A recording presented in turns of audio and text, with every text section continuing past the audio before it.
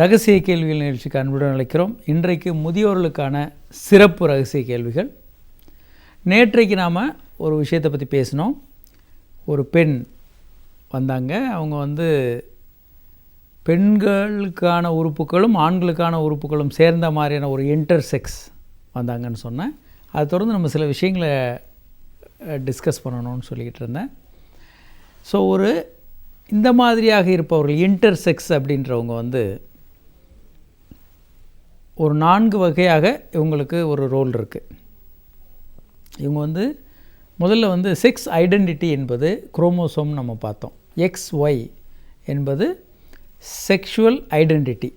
நான் யார், ஆண் பெண் அப்படின்னா செக்ஷுவல் ஐடென்டிட்டி. ஆண்களுக்கு XYயும் குரோமோசோமும், பெண்களுக்கு XX குரோமோசோமும் இருக்குன்னு பார்த்தோம். இது செக்ஷுவல் ஐடென்டிட்டி. ஜெண்டர் ஐடென்டிட்டி என்பது என்னென்னா, அந்த ஆணோ பெண்ணோ தன்னை யார் என்று உணர்வது. உதாரணமாக நம்ம எடுத்துக்கிட்டோம்னா, ரோஸ் எடுத்துக்கிட்டோம். நம்ம ரோஸ் டிவியில் புகழ்பெற்ற அவர் செக்ஷுவல் ஐடென்டிட்டி, அவருடைய செக்ஷுவல் ஐடென்டிட்டி XY. அவருடைய குரோமோசோம் பொறுத்த வரைக்கும் அவர் ஆணாக இருந்தார். XY என்பது அவங்களுடைய செக்ஷுவல் ஐடென்டிட்டி. இவருடைய ஜெண்டர் ஐடென்டிட்டி என்ன? தன்னை என்னவாக அவர் உணர்ந்தார் அப்படின்னா, அவர் தன்னை ஒரு பெண்ணாக உணர்ந்தார். அவர் தன்னை பெண்ணாக உணர்ந்தார். ஜெண்டர் ரோல், மூணாவதான விஷயம் ஜெண்டர் ரோல். அவர் எப்படிப்பட்ட ஒரு பாத்திரத்தை வகித்தார், சமுதாயத்தில் அவர் எப்படிப்பட்ட பாத்திரத்தை வகித்தார்.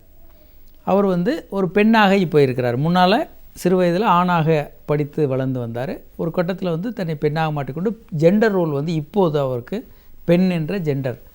சமுதாயத்தில் அவருடைய ரோல் என்னென்னா ஒரு பெண் வகிக்கக்கூடிய பாத்திரம். அடுத்து செக்ஷுவல் ஓரியன்டேஷன். யார் கூட அவங்க தாம்பத்திய உறவு வைத்துக்கொள்ள விரும்புகிறாங்கன்றதான் செக்ஷுவல் ஓரியன்டேஷன். இவங்க பெண்ணாக மாறியவுடன் இப்போ ஆண்களோட தாம்பத்திய உறவு வைத்துக்கொள்ளணும்னு நினைக்கலாம். இப்போது நான் பார்த்த அந்த ஒரு பேஷண்ட்டை பற்றி சொன்னேன். நான் ஒரு அரசாங்க வேலையில் இருக்கக்கூடிய ஒரு பெண்ணை பற்றி. அதுக்கு முன்னால் ஒரு காலர் பார்த்துருவோம். ஒரு காலர் இருக்காங்க. ஹலோ ஹலோ சொல்லுங்கள் மேடம். வணக்கம் சார், விருதுநகர்லேருந்து பேசுகிறேன் சார். வணக்கம் மேடம், உங்கள் பேருங்க? விருதுநகர்லேருந்து முத்து பேசுகிறேன் சார். சொல்லுங்கள் மேடம். சார், மேரேஜ் ஆகி 4 months ஆகுது சார். கம்ப்ளீட்டாக 4 months முடிஞ்சிருச்சு. சரிங்க. கண்டினியூஸாக பீரியட்ஸ் வந்துகிட்டே தான் இருக்குது. குழந்தை சீக்கிரம் உண்டாகணும் 2 பேரும் நினைக்கிறோம் சார். சரிங்க. அதுக்கு என்னென்ன வழிமுறைகள் சீக்கிரமாக உண்டாகணும்? இப்போ 4 மாதமும் தீட்டு வந்துக்கிட்டே இருக்கா, இல்லை இடையில மாதம் தீட்டு வருதா? மாதம் கண்டினியூஸாக வந்துடுது அந்த கரெக்டான டேட்டில். அந்த வார்த்தையை தான் நீங்கள் கண்டினியூஸான்னு சொல்கிறீங்க. ரைட்டுங்க. அதாவது கரெக்டான தேதிகளில் தீட்டு வருதுன்றீங்க. அதான். ஆமாம். அதாவதுங்க, இப்படி அவசரப்படக்கூடாதுங்க. முதல்ல 1 வருடம் திருமணமான 1 வருடம் நீங்கள் எந்த விதமான முயற்சியும் பண்ண வேண்டாம். சாதாரணமாக ரெகுலராக டெய்லியோ இல்லை ஒரு நாள் விட்டு ஒரு நாளோ டெய்லியே பண்ணுங்கள், செக்ஸ் வச்சுக்கோங்க. அப்படி பண்ணாலே கருத்தரிக்கிற வாய்ப்பு 80% 85% இருக்குது. நீங்கள் இப்போ போய் பணம் செலவு பண்ண வேண்டாம், உங்களை வருத்தி கொள்ளவும் வேண்டாம். பேசாமல் நீங்கள் ரெகுலராக செக்ஸ் வச்சுக்கிட்டு இருங்க, அதுவே போதுமானது. உங்கள் வயது 30 வயதிற்கு மேல் இருந்தால் 6 மாதம் நீங்கள் தொடர்ந்து செக்ஸ் வச்சுக்கிட்டு இருங்க. 6 மாதத்தில் கருத்தரிக்கலைன்னா நீங்கள் ஒரு மருத்துவரை அணுகலாம். அவங்க உங்களுக்கு அடிப்படையாக சில டெஸ்ட்டுகள் பண்ணுவாங்க, உங்கள் கணவருக்கு சில டெஸ்ட்டுகள் பண்ணுவாங்க. நீங்கள் கேட்ட கேள்வினா, நாங்கள் எப்படி நடந்துக்கணுன்ற கேள்வி கேட்ட மாதிரி இருந்தது. ஆண்களை பொறுத்த வரைக்கும் குழந்தை வேணும் அப்படின்னு நினச்சாங்கன்னா, ஆண்களை பொறுத்த வரைக்கும் டைட் அண்டர்வேர், டைட் ஜீன்ஸ் போடக்கூடாது. ஸ்மோக்கிங், ஆல்கஹால் அவாய்ட் பண்ணணும். அதே போல் சுடு தண்ணியில் குளிக்கக்கூடாது. செக்ஸ் தினமும் வைத்துக்கொள்ளலாம். தினமும் செக்ஸ் வச்சுக்கிறவங்களுக்கு குழந்தை பேர் அதிக வாய்ப்பு இருக்குதுன்னு பல ஆராய்ச்சிகளில் நிரூபிச்சிருக்கோம்.